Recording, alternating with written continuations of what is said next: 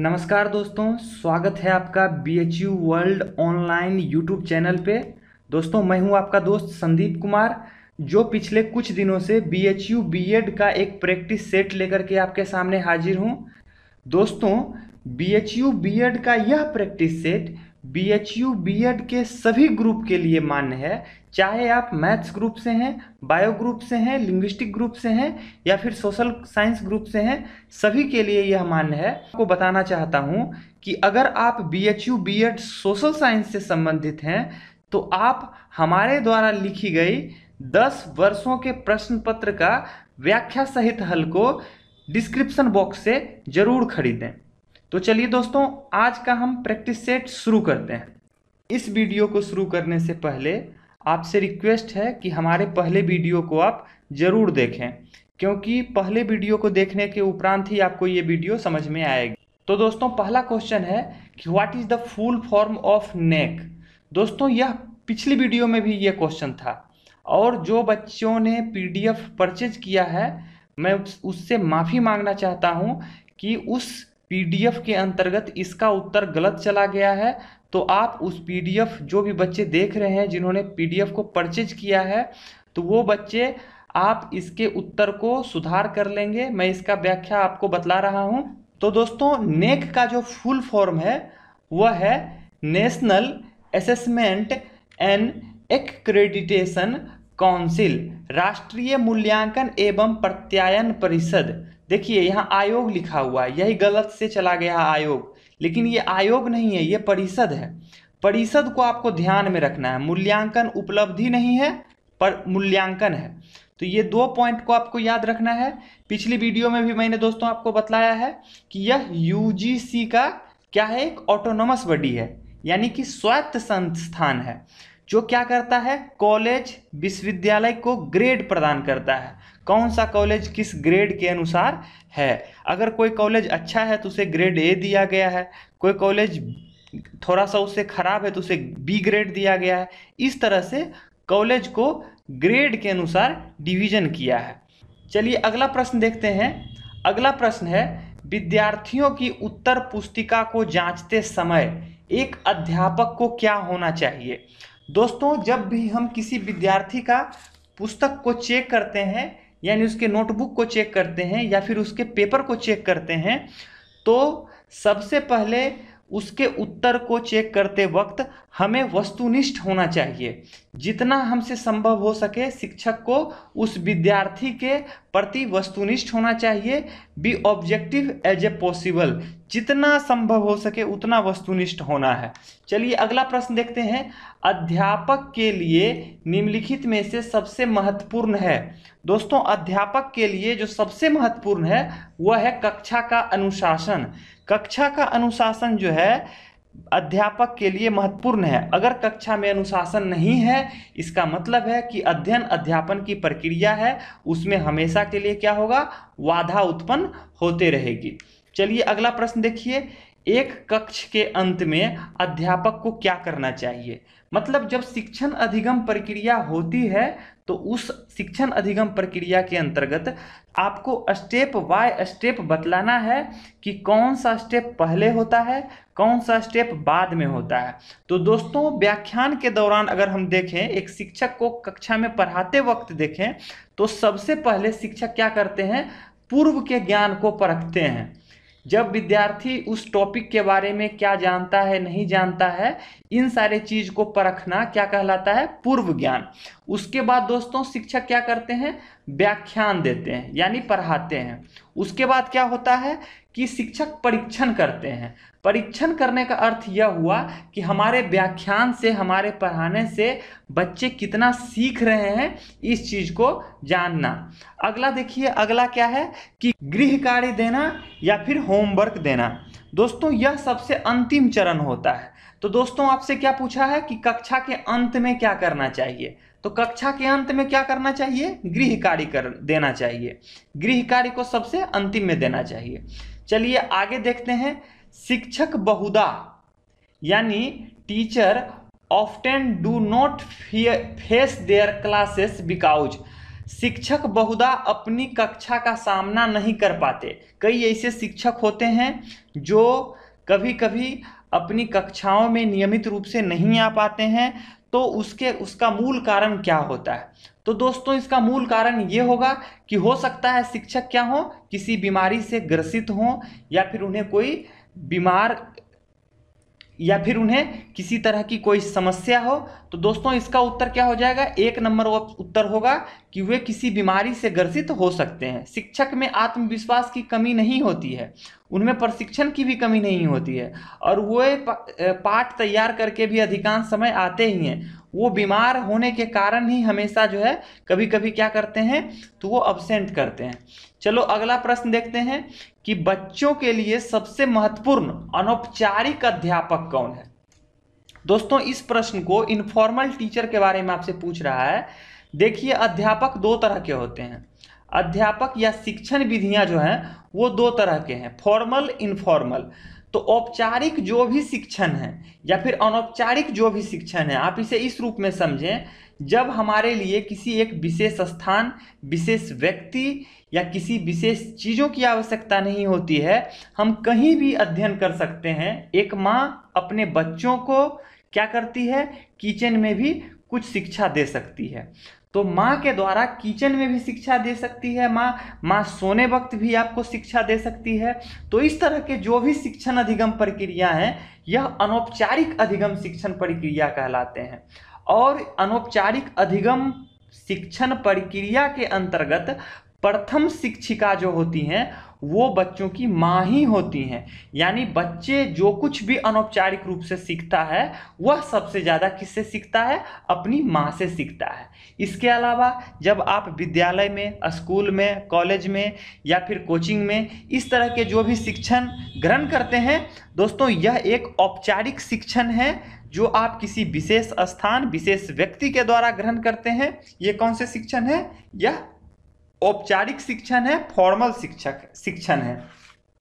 चलिए अगला प्रश्न को देखते हैं। अगला प्रश्न है कि एक विद्यार्थी बोर्ड के परीक्षा में खराब अंक प्राप्त करता है। कोई एक व्यक्ति है जिसको बोर्ड में अच्छे अंक प्राप्त नहीं होते हैं, इसके लिए जिम्मेदार कौन है? दोस्तों, इसके लिए देखिए जिम्मेदार है अभिभावक और समाज। अभिभावक और समाज जो है कभी कभी क्या करते हैं, बच्चों पे निगरानी नहीं रखते, और बच्चों पे निगरानी नहीं रखने के परिणाम स्वरूप क्या होता है कि बच्चे कभी कभी अच्छे परफॉर्मेंस नहीं करते हैं, जिसके बारे में वो फिर आगे निगरानी नहीं रखते, जिसके कारण क्या होता है कि उसके बोर्ड में अंक आकर के खराब होते हैं। दोस्तों, इसलिए हमें अपने बच्चों पर हमेशा निगरानी रखना चाहिए, किसी चीज़ के बारे में मूल्यांकन करना चाहिए, चाहे अभिभावक हो या समाज हो। समाज का एक दायित्व बनता है कि किसी भी व्यक्ति पर नकारात्मक कमेंट ना पास करें, जिससे विद्यार्थी के शिक्षण अधिगम प्रक्रिया में एक बाधा पहुंचता है। तो चलिए दोस्तों अगला प्रश्न देखते हैं। अगला प्रश्न है कि कक्षा में एक दृष्टिबाधित छात्र है, उसे क्या करना चाहिए? विशिष्ट विद्यालय में स्थानांतरित करना चाहिए, आंख के अस्पताल में भेजना, विभिन्न विधियों से पढ़ाना, पास करने के लिए अनुग्रह अंक प्रदान करना।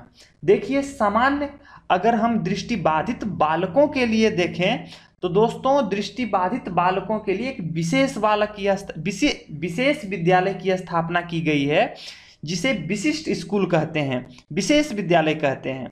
तो अब विशिष्ट जितने भी बालक हैं, चाहे वो दृष्टिबाधित हों, मूक बधिर हों, मेंटली रिटार्डेड हैं, या फिर अन्य किसी तरह के हैं, एमआर हैं, या फिर आप स्वलीन बच्चे देख सकते हैं, तो कोई भी बच्चे हैं उनके लिए एक विशिष्ट तरह के विद्यालय की स्थापना की गई है। तो एक दृष्टिबाधित छात्रों के लिए अगर उस तरह का संसाधन नहीं हो जो कि समावेशी शिक्षा पे आधारित हो, तो उसके लिए महत्वपूर्ण चुनौतियां होती हैं, और इस चुनौतियों से निपटने के लिए उन बच्चों को क्या करना चाहिए? विशिष्ट जो भी विद्यालय हैं उसमें भेजा जाना चाहिए। अब जो दृष्टिबाधित छात्र हैं उनको अगर विशिष्ट विद्यालय में भेज रहे हैं तो हमें याद रखना चाहिए जो भी दृष्टिबाधित विद्यालय हैं उसी में भेजना चाहिए, ना कि बधिर के विद्यालय में इसको भेज देना चाहिए। तो इस तरह की समस्याओं को निदान के लिए देखना चाहिए। चलिए अगला प्रश्न देखते हैं। यदि कोई बालक शब्द अर्थ सीखने में कमजोर है, लर्निंग वर्ड मीनिंग सीखने में अगर कोई कमजोर है तो उसे क्या करना चाहिए। दोस्तों अगर शाब्दिक चीजों को सीखने में कमजोर है तो उसके लिए क्या करना चाहिए, निदानात्मक परीक्षा लेनी चाहिए। रेमीडियल टेस्टिंग जो होती है वो उसके लिए एक विशेष व्यवस्था की गई है जिससे आप वर्ड मीनिंग को सीख सकते हैं। तो इन तरह के चीज़ों को टेस्ट करना चाहिए जिससे कि उसका क्या हो, उसका वर्ड मीनिंग को ठीक किया जा सके। निदान का अर्थ होता है कारण, कि उसका क्या कारण है इस चीज़ के बारे में। चलिए अगला प्रश्न देखते हैं। पिरामिड का संबंध जिस तरह से इजिप्ट से है उसी तरह से दोस्तों पूछ रहा है कि एफिल टावर का संबंध किससे है। तो दोस्तों इस चीज को आप याद रखेंगे कि पिरामिड इजिप्ट में स्थित है, ठीक उसी तरह एफिल टावर जो है वो फ्रांस की राजधानी पेरिस में स्थित है। इसका फ्रांस तो ऑप्शन होगा ही, लेकिन फ्रांस में भी अगर विशेष जगह पे पूछे तो इसका उत्तर क्या हो जाएगा, पेरिस। चलिए अगला प्रश्न देखते हैं कि 3 का संबंध 27 से जिस तरह से है 6 का संबंध उसी तरह से किससे होगा। तो दोस्तों 3 को अगर क्यू कर दें तो 27 हो जाता है, इसी तरह से 6 का अगर क्यू कर दें तो 216 हो जाएगा। इसका क्या हो जाएगा, 4 नंबर। उसके बाद अगला प्रश्न को देखें तो 2 4 12 48 आपसे अगला पूछ रहा है। तो दोस्तों 2 गुने 2 इक्वल टू 4 होता है, 4 गुने 3 इक्वल टू 12 होता है, 12 गुने 4 इक्वल टू क्या होता है, 48 होता है। इसी तरह से जो श्रृंखला बनेगी उसको आपको विशेष फोकस करना है, क्या हो जाएगा 240। अब देखिए यहाँ भी 200, यहाँ 2 है, फिर यहाँ 4 है, फिर यहाँ 3 से मल्टीप्लाई है, फिर यहाँ 4 से मल्टीप्लाई है। तो इसी तरह से हम करके आगे बढ़ेंगे। चलिए अगला प्रश्न देखते हैं कि सोहन 1 किलोमीटर पूर्व की ओर चलता है। सोहन को 1 किलोमीटर पूर्व की ओर चलाइए। यहाँ से सोहन चलना शुरू किया, यहाँ पहुँच गया। उसके बाद क्या कहता है, फिर वह 5 किलोमीटर दक्षिण की ओर चलता है। इधर 5 किलोमीटर दक्षिण की ओर चला, ये 1 किलोमीटर चला। उसके बाद क्या कह रहा है दोस्तों कि वह फिर पूर्व की ओर 2 किलोमीटर चलता है। पूर्व की ओर कितना चलता है, 2 किलोमीटर। उसके बाद फिर क्या कह रहा है, 9 किलोमीटर उत्तर की ओर चलता है, इधर इस तरह से यहाँ चलाया। उसके बाद क्या कह रहा है, अब वह प्रारंभिक बिंदु से मूल बिंदु पे कितनी दूरी पर है। दोस्तों ये दूरी कितनी है, 2 किलोमीटर। ये दूरी कितनी है, 5 किलोमीटर। तो अगर इस तरह से हम बना दें तो ये दूरी कितनी हो जाएगी, 5 किलोमीटर। ये दूरी कितनी हो जाएगी, 2 किलोमीटर। 1 किलोमीटर इधर, 1 किलोमीटर इधर, 3 किलोमीटर। और दोस्तों ये कितनी होगी, तो 4 किलोमीटर, क्योंकि कुल 9 किलोमीटर है, 5 किलोमीटर घटा देंगे तो 4 किलोमीटर होगा। अब हमें 4 का स्क्वायर करना है प्लस 3 का स्क्वायर करना है, रूट कर देना है, तो ये दूरी निकल जाएगी। तो ये दूरी निकल करके कितना आएगी दोस्तों, तो ये दूरी निकल करके आपका F 16 plus 9 equal to 5 kilometre. तो इसका क्या हो जाएगा, 2 नंबर उत्तर होगा। चलिए अगला प्रश्न देखते हैं। अगला प्रश्न कह रहा है कि 5 गुने 4 इक्वल टू 15, 7 गुने 8 इक्वल टू 49, 6 गुने 5 इक्वल टू 24, देन 8 गुने 4 इक्वल टू। देखिए इस प्रश्न को सॉल्व करने में थोड़ी सी तार्किकता को प्रयोग करना जरूरी है। ये एक तार्किक प्रश्न है। तो देखिए इसको सॉल्व करने से पहले हम इसे किस रूप में लिखेंगे। 5 गुने 4 अगर कह रहा है तो इस तरह से लिखिए, 3 प्लस 1 इक्वल टू 15। इसी तरह से दोस्तों 7 गुने 8 कह रहा है तो इसको 7 प्लस 1 लिखिए इक्वल टू 49। इसी तरह से 6 गुने 5 कह रहा है तो इसको 4 प्लस 1 लिखिए इक्वल टू 24। दोस्तों यहाँ तो 4 है लेकिन मल्टीप्लाई किससे हो रहा है, 3 से। यहाँ तो 7 है, यहाँ तो 8 है, लेकिन मल्टीप्लाई किससे हो रहा है, 7 से। दोस्तों यहाँ पे तो 5 है लेकिन मल्टीप्लाई किससे करके हो रहा है, परिणाम 4 से, यानी एक कम मल्टीप्लाई करके हो रहा है। तो इसी तरह से 8 गुने 4 को अगर मल्टीप्लाई करेंगे तो जोड़ेंगे कितना, गुना कितना करेंगे, 3। तो 4 को करेंगे लेकिन 3 को ध्यान रखेंगे। तो दोस्तों इस कंडीशन में क्या होगा, 24 उत्तर हो जाएगा। क्या उत्तर होगा, 24। देखिए इस प्रश्न में क्या कह रहा है कि बाईं ओर से 12वें अक्षर, यानी इससे दाईं ओर चलना है। दाईं ओर कितना चलना है, 12, और फिर दाईं ओर कितना चल रहा है, 7, यानी 19वें अक्षर पे पहुंचना है। तो जब हम 19वें अक्षर पे पहुंचेंगे तो हमारा क्या विकल्प का उत्तर आएगा, एच। चलिए अगला प्रश्न देखते हैं चलिए अगला प्रश्न है, यदि किसी सांकेतिक भाषा में विजय को WJKBZ लिखा जाए, यानी V को क्या लिख दिए W, I को क्या लिखे J को क्या लिखे K, A को क्या लिखे B, Y को क्या लिखे Z।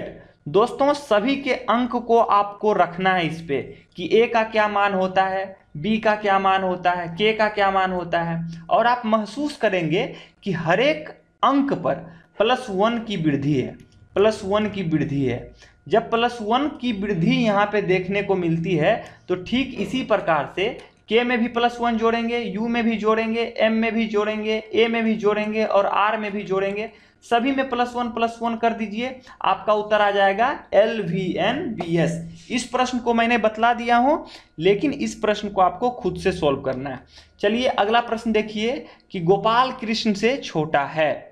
क्या कह रहा है, गोपाल जो है, गोपाल को जीवन मान लीजिए और किससे छोटा है, कृष्ण से छोटा है। सोहन गिरधर से लंबा है, यानी दोस्तों सोहन जो है गिरधर को G2 मान लीजिए, गिरधर किससे लंबा है, सोहन से। इसी तरह से गोपाल सोहन से लंबा है, तो गोपाल किससे लंबा है, सोहन से। इसी तरह से कृष्ण मुकेश से छोटा है, कृष्ण किससे छोटा है, मुकेश से छोटा है। दोस्तों इस तरह से आपको सजाना है, उसके बाद आपको क्या करना है, निष्कर्ष निकालना है। तो दोस्तों इसमें G1 मैंने गोपाल को माना था और G2 गिरधर को माना था, तो आप इसमें महसूस करेंगे निकालने के बाद कि सबसे लंबा और सबसे छोटा कौन है, तो सबसे लंबा मुकेश है और सबसे छोटा कौन है, तो गिरधर है। चलिए अगला प्रश्न देखते हैं कि 49 का संबंध 81 से जिस प्रकार है उसी तरह से 64 का संबंध किससे होगा। दोस्तों 49 को हम 7 × 7 लिख सकते हैं और 81 को 9 × 9, इसी तरह से 64 को 8 × 8। इसी तरह से इसमें देखिए कितना का वृद्धि है, +2 का, तो इसी तरह से इसमें +2 करेंगे तो 10 × 10 हो जाएगा, यानी कुल मान कितने हो जाएंगे, 100। चलिए अगला प्रश्न देखते हैं, अगला प्रश्न आपको खुद से सॉल्व करना है। चलिए अगला प्रश्न आपके लिए होमवर्क है, ये प्रश्न आप खुद से सॉल्व करें और ये प्रश्न सॉल्व करने के बाद आप हमें कमेंट बॉक्स में इसका उत्तर बताएं। चलिए मैं अगला प्रश्न पे जाता हूं। अगला प्रश्न है कि 2011 की जनगणना के अनुसार महिलाओं की साक्षरता दर कितनी थी। दोस्तों भारत में 2011 की जनगणना को अगर देखें तो कुल साक्षरता दर 74.4% है। इसमें पुरुष की साक्षरता दर कितनी है, तो 82.14%, और महिलाओं की कितनी है, तो 65.46%। क्या उत्तर हो जाएगा, 3। चलिए अगला प्रश्न देखते हैं, हाल ही में किस भारतीय मूल के वैज्ञानिक को नोबेल पुरस्कार दिया गया। ये काफी पुराना प्रश्न है, इसलिए हाल ही में इसको काट दीजिए। तो भारतीय मूल के जो वैज्ञानिक जिन्हें नोबेल पुरस्कार दिया गया है दोस्तों, वो कौन है, तो इसमें अमर्त्य सेन है। अमर्त्य सेन को किस क्षेत्र में नोबेल पुरस्कार दिया गया, तो अर्थशास्त्र में, और अर्थशास्त्र के किस टॉपिक में, तो मानव विकास के सिद्धांत।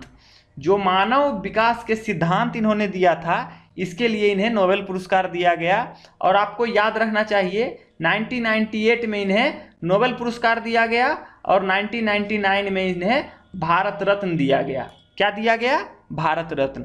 और दोस्तों अमर्त्य सेन जो हैं वो हार्वर्ड यूनिवर्सिटी जो कि अमेरिका में है उसके प्रधानाध्यापक भी रहे हैं। चलिए अगला प्रश्न देखते हैं, जूनियर स्तर के अध्यापक होने के लिए आवश्यक योग्यता क्या है। दोस्तों एक प्रधानाध्यापक होने के लिए ये प्रश्न तो उचित नहीं है, प्रथम श्रेणी के साथ बीएड लिखा हुआ है, लेकिन बीएड होना आवश्यक है, तो ये प्रश्न को आप छोड़ देंगे। ये प्रश्न जो है तार्किक नहीं है, ये कहीं आपसे पूछ भी नहीं सकता।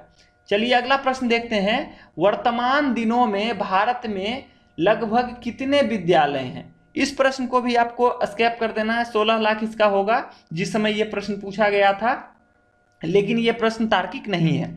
चलिए अगला प्रश्न देखिए, 11वीं पंचवर्षीय योजना कब समाप्त होगी। तो दोस्तों 11वीं पंचवर्षीय योजना समाप्त हो चुकी है 31 मार्च 2012 को। प्रथम पंचवर्षीय योजना के बारे में पूछ सकता है 1951 से 56, और ये किससे आधारित था, कृषि आधारित था। द्वितीय पंचवर्षीय योजना 1956 से लेकर के 1961, ये किस चीज पे आधारित था, ये उद्योग आधारित था। तो इसी तरह से कई सारे पंचवर्षीय योजना आया, लेकिन दोस्तों अब वर्तमान समय में पंचवर्षीय योजना के जगह पे नीति आयोग का गठन किया गया है। इस चीज को आपको याद रखना है। और इसके अध्यक्ष कौन होते हैं, तो इसके अध्यक्ष प्रधानमंत्री होते हैं। इसके अध्यक्ष कौन है, प्रधानमंत्री। अगला प्रश्न देखिए, भारत में उच्च शिक्षा को धन प्रदान करने के लिए निम्नलिखित में से कौन संगठन उत्तरदायी है।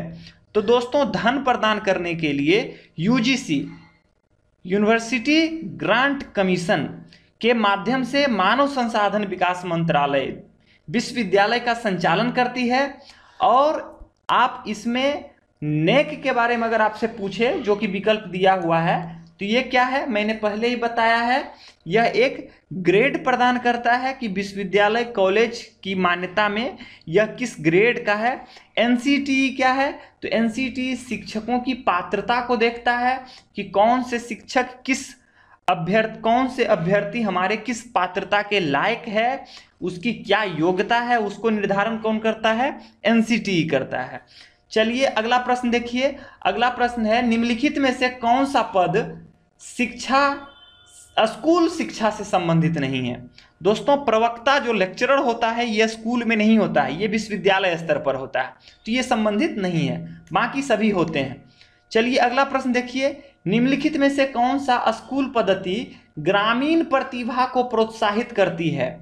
आपको याद रखना है, हमेशा जवाहर नवोदय विद्यालय के बारे में जो भी प्रश्न पूछा जाता है वो अप्रत्यक्ष रूप से पूछा जाता है। और पिछली वीडियो में भी मैंने आपको बतलाया था कि जवाहर नवोदय विद्यालय का संबंध ग्रामीण क्षेत्र से किस तरह से है। तो दोस्तों इसका उत्तर तो जवाहर नवोदय विद्यालय होगा। और जवाहर नवोदय विद्यालय से संबंधित 2-3 पॉइंट आप समझ लें। पहला पॉइंट यह है कि जवाहर नवोदय विद्यालय की स्थापना कब हुई थी।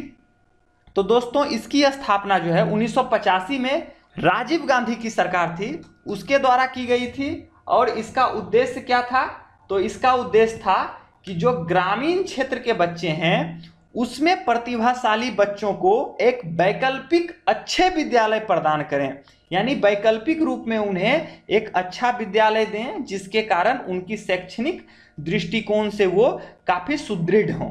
तो ये इसका महत्वपूर्ण चीजें थी। और ये हमेशा प्रश्न को घुमाया जाता है नवोदय विद्यालय के संदर्भ में। ग्रामीण प्रतिभा से संबंधित अगर कोई भी चीज आए तो आप नवोदय विद्यालय को ही टिक करेंगे। चलिए अगला प्रश्न देखिए, निम्नलिखित में से किस कमजोर वर्ग के श्रेणी में आरक्षण नहीं दिया जाता। दोस्तों महिलाओं को हर एक जगह पे आरक्षण अभी वर्तमान समय में मौजूद नहीं है, बाकी सभी को आरक्षण का लाभ मिलता है। इसमें जितनी भी श्रेणियां हैं सभी आरक्षित श्रेणी में आती हैं।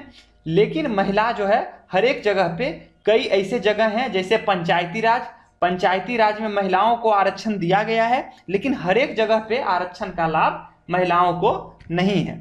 चलिए अगला प्रश्न और अंतिमा प्रश्न देखते हैं कि निम्नलिखित में से कौन सा नया शिक्षा सुधार प्रस्तावित नहीं है।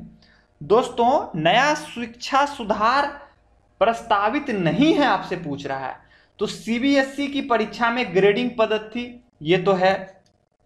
उसके बाद दोस्तों कक्षा 10 की परीक्षा ऐच्छिक करना ये भी है।